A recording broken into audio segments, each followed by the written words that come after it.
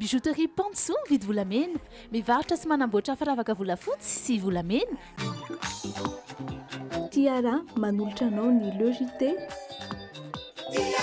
La saveur ultime des fruits. Le CNAM Madagascar vous offre une possibilité d'acquérir un diplôme international qui vous ouvre les portes dans le monde. Faites partie des plus grands et visez plus haut. Apprendre au CNAM change votre vie. CNAM manolotra anao.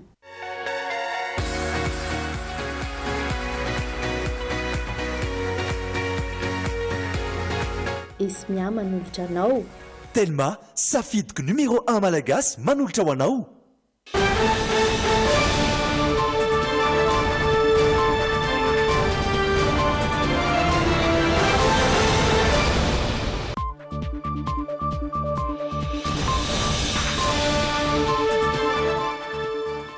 Sabotsy 20 févroary 2024 amin'ny fitora sasany katroka izao ny fotoanantsika ifanomezana trano eto amin'ny logité any Drumina ireto ny lohatenim-baovao any androany.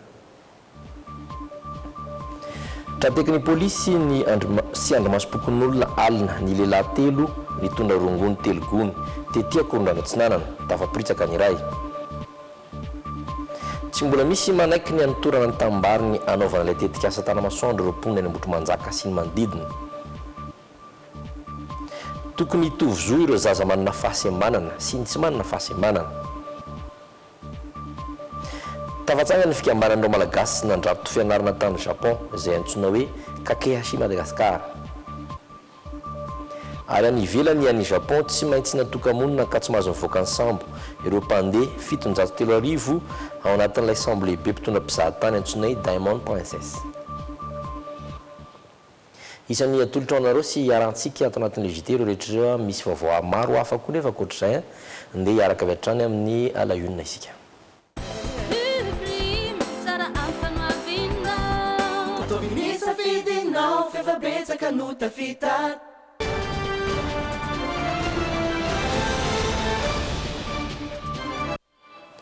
Vao nitranga-piarahamonina lehilahy miisa roa no voasambotry ny polisy miasa etsy amin'ny postry ny polisy Akorondrano omaly alina tetỳ Akorondrano-Atsinanana tokony tamin'ny 6 vola alina teo natrana rongony telo gony izy ireo tamin'izany. Iany Rabalsosy Doda Rajarinjato mitatitra antsika ny vaovao. Polisy nanao fisafonana niaraka tamin'ny andrimasom-pokon'olona sy sefokotany no nahatsikaritra lehilahy telo nitondra zavatra. Rehefa nosakanana izy ireo ka nozavaina dia fantatra fa rongony no tao anatin'ireo gony telo amin'ny 50 kilao ireny. Nilefa avy hatrany ny iray raha vao nahatazana ny polisy fa ny roa kosa ndraisy-potsiny ary nentina avy hatrany teny amin'ny postry ny polisy Akorondrano. Notanina fonjomaika tao amin'ny postry ny polisy Akorondrano izy ireo lahy ireo ka nanaovana fanadihadiana nanomboka ny maraina ary mbola mitohy hatrany ny fanadihadiana ataon'ny polisy. Andrasana ny toy ny raharaha ity tsy ahivina fa voararan'ny lalàna ny fitondrana sy fivarotana ary ny fifohana rongony mampigadra mihitsy izany. Foiny Ambotrimanjaka isika ny famotoana teny amin'ny lalana marsarerana Anosy Vita ireo mponina amin'ireo tanàna voakasiky ny fanotofana tambary ho an'ny tetika asa tanamasoandro. Androany dia nian'ny fanazavana sy vaovao farany mahakasika izany izy ireo satria mbola misavorovoro noho ny fifangaroany vaovao maro samihafa teny an-toerana izay ka toy izao ny tatim-baovao mahakasika izany.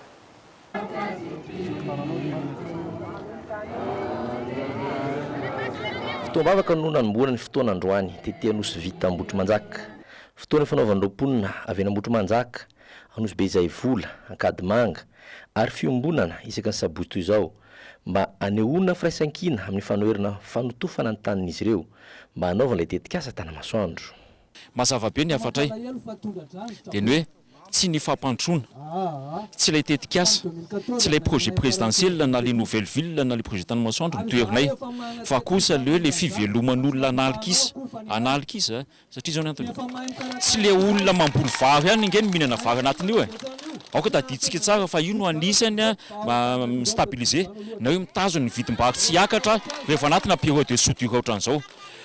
Anatina fotoana 3 volana na 4 bolana mandra-piakatra le vary vaky ambiaty avy any amin'ny sompotry ny Madagasikara dia io no mitazona vidim-bary tsy hitangana be. Izany hoe voafihan'io zany ny ara économique, ny ara sosialy, indrindra fa ny ara teknika izay io ny anisan'ny puisard do ngeza be.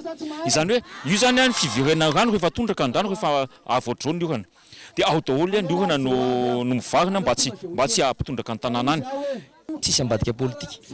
Ny ambadika politika angambany dia izao izay mihinam-bary rehetra izay zany natao hoe manohatra izay mihinam-bary ozy satria ny mihinam-bary zao retonga ireo dia tsy mihinam-bary zany izay ve zany leo pour fitondrana karazayna hoe misy ambadika politika mahagaga. Niezaka nazava tamin'ireo olona tonga tety ireo ny fandimina ilay fitenenana mahakasika ireo vaovao maro samihafa ka mampisavorovoro ny sain'ireo olona.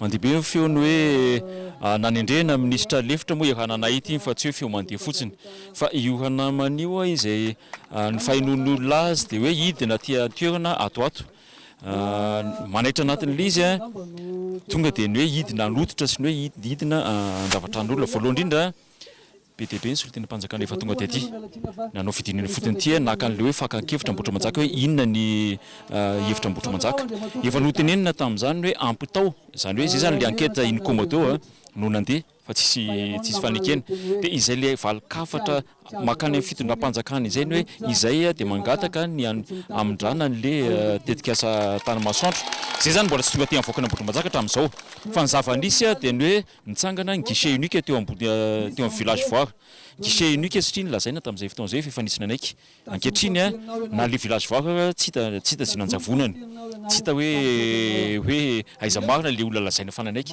taty aoriana lazaina fa misy 300 telonjato tsy fantatra tsony izany hoe tsy hita tsony azy zavatra marina teneny le teknisianina ao anatin'io gouvernemanta misahana ty tetikasa ity.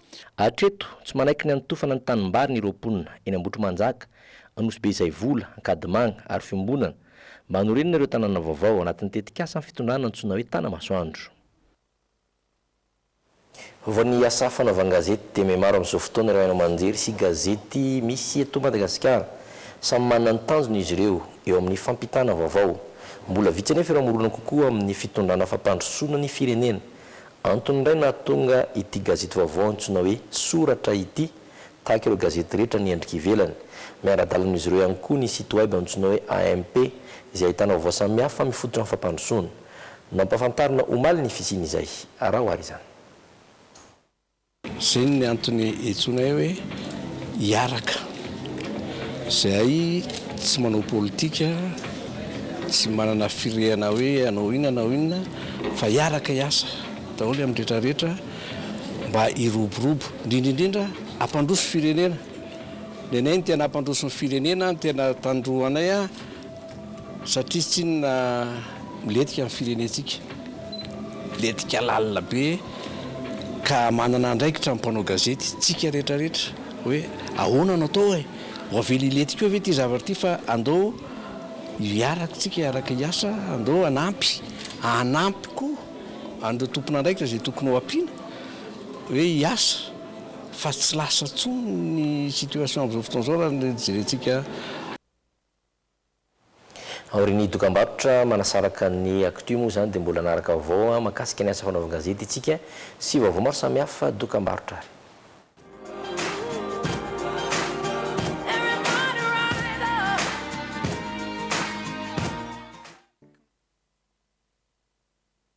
Mbola itoyana varatra ndrefa nandian'ireo fiarabe mpitatitra fanampiana avy amin'ny BNGRC raha nambarany talezinary birao nasionaly misahana ny loza voajanahary dia efa hiditra midingana faharoa izay miompana amin'ny fanarenana ny fiainan'ireo mponina tradoza sy fanamboarandreo foto-drafitrasa simba ny fanjakana fobe isan'izany ireo tamboly tanimbary safotrano toy ny tany aloatra mangoro izay sopotry Madagasikara. Mitaritra amin'ny vao amintsika Sonia Andrindrina isika sa mbola manana. Tapitra ao anatin'ny 30 andro ny antsovon-tsaitra na ny appel d'urgence ataon'ny BNGRC rehefa misy ny voinam-pirenena toy izao. Efa saika naray ny anjara fanampiana sahaza azy hatreto ny ankabeazan'ireo traboina manerana nosy. Noho ny tsy fampiana ireo fanampiana tamin'ny faritra efa nolalovana dia nambarany tale jeneralin'ny BNGRC kosa androany fa hotohizana ny fizarana. Mbola itoy ianavaratra andrefana noho io ny dian'ireo fiarabe izay mitatitra fanampiana anainga eto anivon'ny BNGRC. Zay natao mbola anoy amin'ny faritry Mampikony, Port Berger dia nisy koa ny nakany manerinerina RN6 mbola tsy nanaovantsika dia ireny fenona daholo aloha reny zany ary misy koa ny efa nanaovana fa hita hoe mbola tsy ampy raha tsy teny fotsiny hoe mahajamba ohatra efa nanaovantsika reny fa anaovantsika reny de efa nanainga efa nisy nanainga omaly ara ny sasany a de androany a ny sasany a de mety rapitsy koa mety mbola misy manainga zany fa eo am-pandaminantsika zao ho fanampiany ireo mpiray tanindrazana tradozy tonga nanatitra ny anjara biriky ny ihany keo androany ny vondrona hita na ny huilerie industrielle de Tamatave.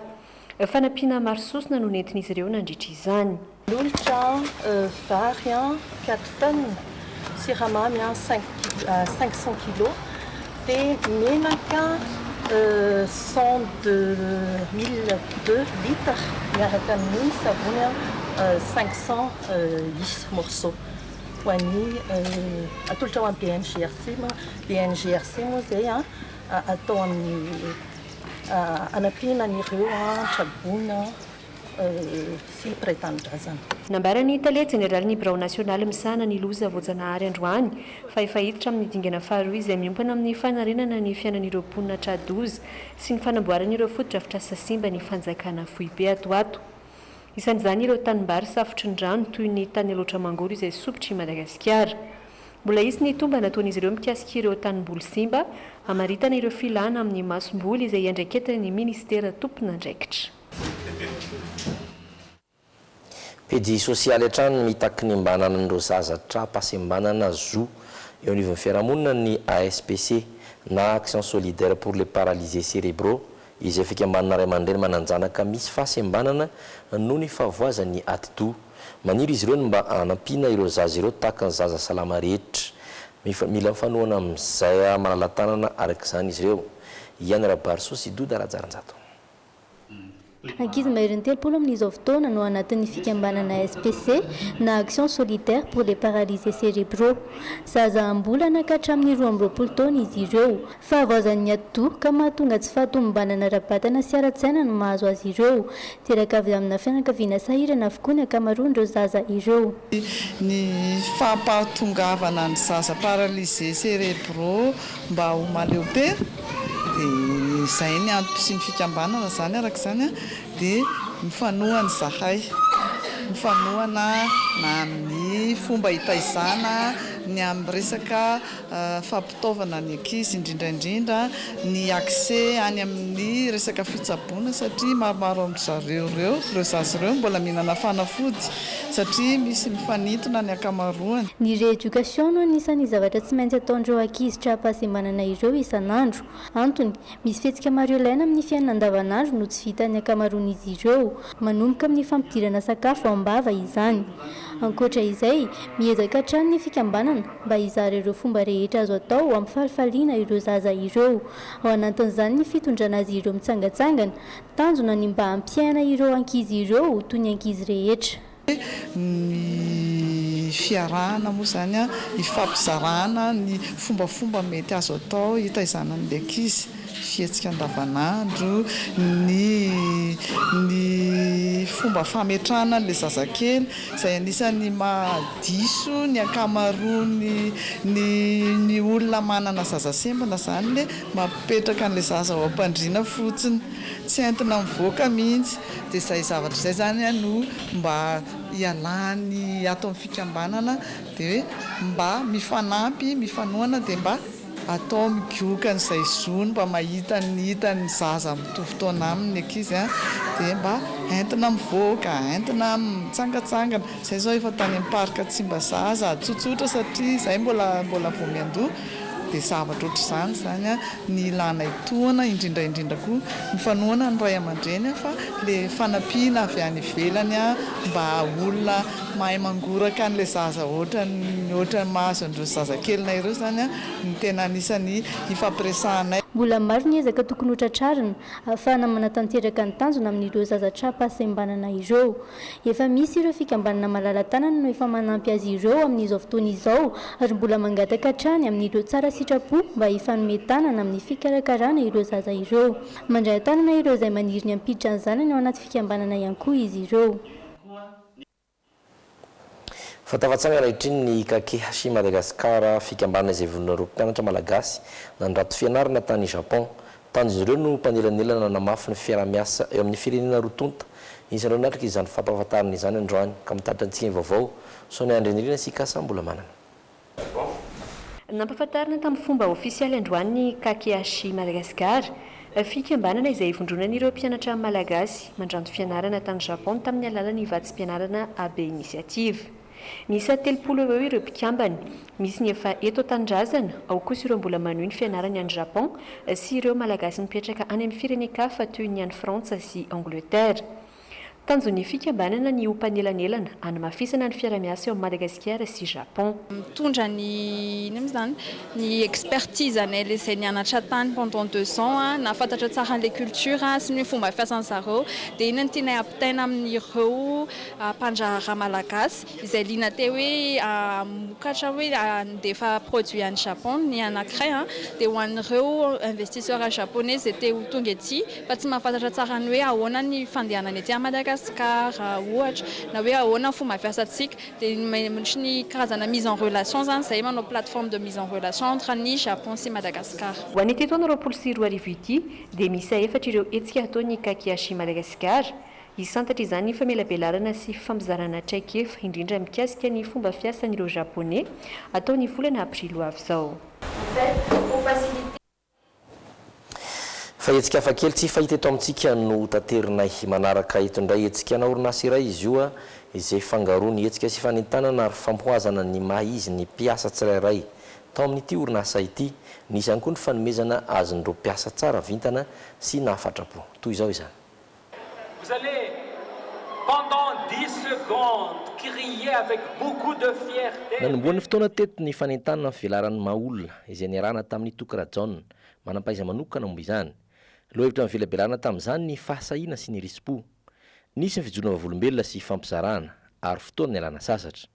Ny vandimy taorian'izay ny fanomezan'ny orinasa lela vola iray tapitrisa ariary ho an'ireo mpiasa nahafa-po ary mbola amporisihana azo ity fiara raitra ity amin'ny farany taona ny mpiasa tena nahafa-po sy namokatra tsara ny triny taona. Nisy ihany koa ny fandefasana mpiasa tsara vintana hitsangatsangana Maurice. Nahatra danvalo ny hetsika izay toy ny fanao any Amerika fa samba no nisy teto amintsika. Iverenantsika ny vaovao makasika ny asa fanaovan-gazety samy nanatanteraka ny fampiarabana tratra ny taona vaovao androany ny vondrony mpakasary an-gazety na Crimade sy mivavy mpanao gazety Madagasikara. Isan'ny fangatany Crimade ny jirena kakily lalana mifeny zony mpakasary sy ny anaovana sata manokana ho azy ireo.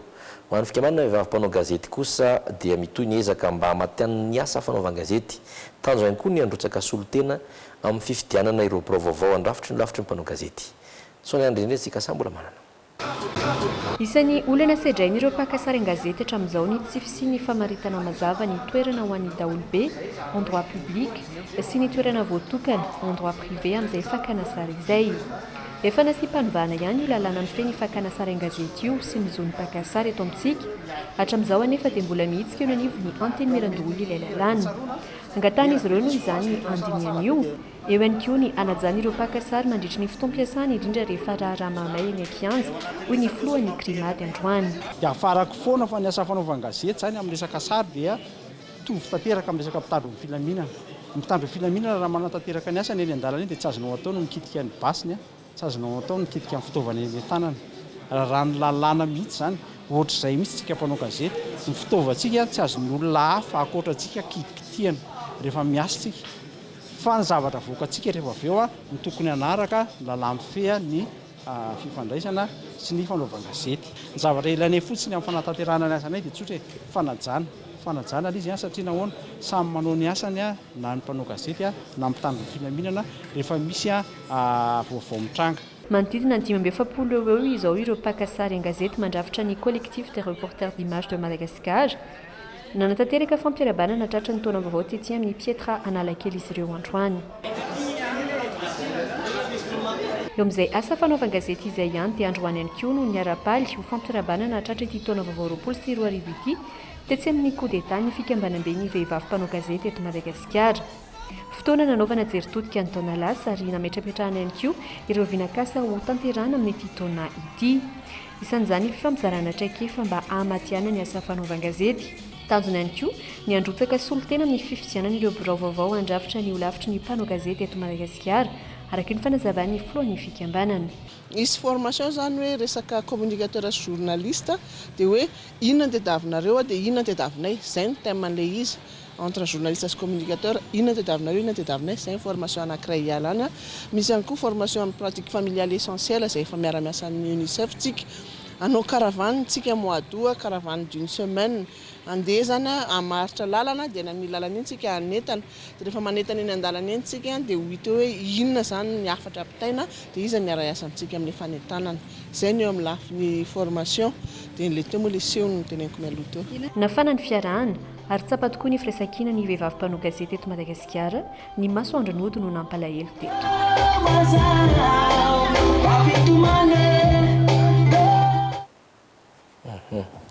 Zay no makasika an'iny fa anaraka andratsika fanadina doka varotra izay milaza ny hetsika iarana amin'ny kiady ny 14 febroary ho avy izao. Isan'ireo mpanakanto mahalana vao manao fampisehoana ikady. Amin'ny 14 febroary izao no fotoana namarihana ny 15 taona nanaova mozika ary anatanterahany lanonana miaraka amin'ny fankalazana ny fety ny mpifankatia ihany koa. Aritra adiny 4 eo ny fampisehoana ary mbola ho hafanay ireo mpanakanto fadadaza maro hafa koa. Fampiaraham-peo miaraka amin'ny namana efa niara-niratra amin'izay atononoko manokana eto ohatra hoe misy an'iny Colbert sy Chauvin zany sady niaraka tamiko raha teo amin'ny tarika Solanga ry zareo ny fotoana dia mbola mitoy io zavatra io dia eo koa misy an'ny Safidy Joanna zany misy fampiaraham-peo hitantsika koa ao anatin'io seho io zany dia ny fanomanana efa tena ao anatin'ny tanteraka zany hoe mamerina sisa fa efa hita hoe zao le atolotra zany efa zavatra mahafinaritra be no manina sy atolotra zay hoe ho tetezitsika zao olona 15 taona lasa sy ny rehetrarehetra iny. Hoenao anatin'ny fampisehoana io avokoa ireo hira rehetra nahafantarana mikady hatramin'izay indrindra fa ireo hira mitiavana maro be nankafizana azy. Natao any rehetra raka izany ny lanonana satria dia azo ny anjarany avokoa izay tonga amin'ny fampisehoana io indrindra fa ireo mpifankatia. Amin'ny 7 no manomboka lanonana iny amin'ny Hôtel de l'Avenue. Misy ny menu izay atokany HDA zany Hôtel de l'Avenue ho an'ny mpifankatia amin'io. Misy menu zany menu amoureux ny antsoina anazy zany amin'io fotoana io menu Saint-Valentin dia zay ny zavatra hoe karakaranay amin'ny 14 febroary. Mbola hito amin'ny alim-pandizana ny fotoana ohatrin'ny fampisehoana ataon'ny kiady ka aritra mandrapary amin'ny andro. Eo ampita amin'ny lampantanana ny toerana misy ny Hôtel de l'Avenue tsy misy atahorana ny resaka parking amin'ny andro fa efa misy ny toerana voatokana ny amin'izany. Efa afaka jifaina ny toerana ihany koa ny tapakila amin'ny vidiny 5,000 ariary ny tsotra ary 2,000 ariary ny famandrihan'ny toerana. Iny akoa mitondratsika amin'ny maresaka iraisam-pirenena mbola raharaha makasika ny coronavirus fa any Japon natoka monina tsy hetsika ao anatin'ny sambo ireo mpizahatany tao anatin'ilay sambo be antsoina hoe Diamond Princess nomboka ny alatsinainy lasa teo tafakatra 17 ireo mpandeha no voatily fa mitondra tsy mikaretina coronavirus tao anatin'izany fanadihadiana. La quarantaine est prolongée pour les 3700 personnes. Zahatany misa 703 no tafahitsika tao anatin'ity sambo be antsoina hoe Diamond Princess ity anakaiky ny serantsambony Yokohama any atsimo andrefany Japon. Zahatany avy amina firenena 10 samihafa tsy mahazo mivoaboaka fa dia ao anatin'ny efitrano kely avy ao anatin'ny sambo avokoa ireo mpandeha. Antony nanajon'ity sambo ity ny nahitana olona nitondra tsy mikaretina coronavirus raha araka ny fanambarana ministre japonais ho an'ny fahasalamana Katsunobu Kato. Sur les 260 tamreo olona 7,700 no zahana amin'ny raiky amin'ny 30 vokatra hatreto dia 10 no tondra tsy mikaretina.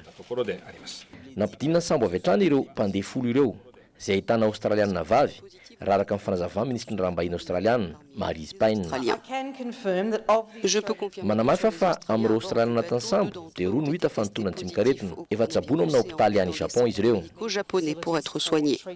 Tafakatra 17 amin'izao fotoana ireo olona fantatra fa nitondra tsy mikaretina tao anatin'ity sambo ity. Mety haritra hatramin'ny 10 febroary avy izao ny fanokana monina an'ireo mpandeha ao amin'ny sambo.